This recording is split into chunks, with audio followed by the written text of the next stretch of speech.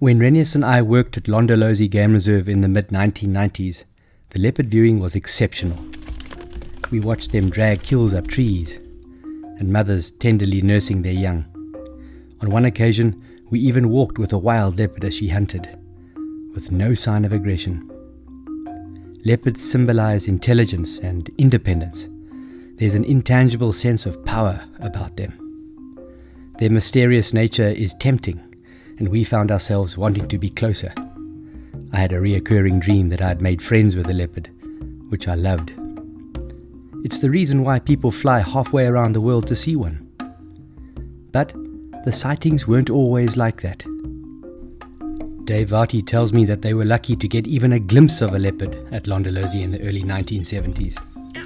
Monkeys alarming in a woodland, or the remains of an impala carcass hanging in a tree, was the only confirmation that they were there.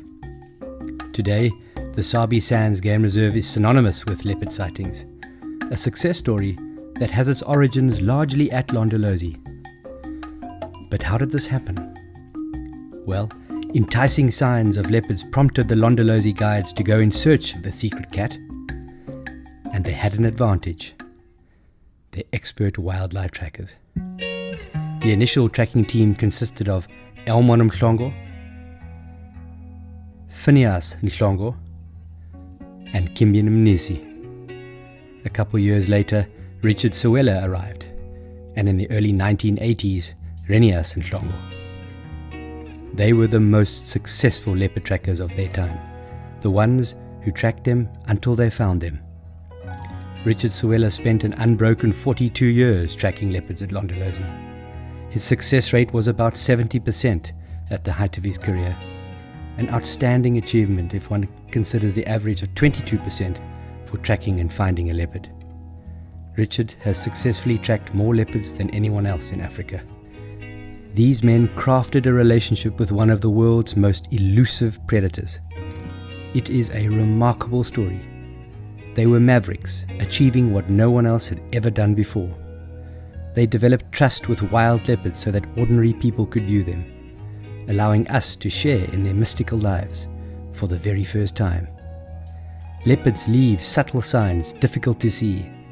Their mercurial ways provide the ultimate challenge for the master tracker. The team was successful because of their refined tracking skills, intimate knowledge, and sheer tenacity. Respect for the animal was their main tenet. It's what made it all possible. Over 50 years, an extraordinary connection has emerged between the humans and leopards at Londolozi. A relationship bound in reverence, a partnership that allows for a vast sanctuary of wilderness to thrive, and which has inspired so much more. It's an example, too, of ancient tracking skills becoming relevant in modern conservation efforts. To us, the trackers are the heroes.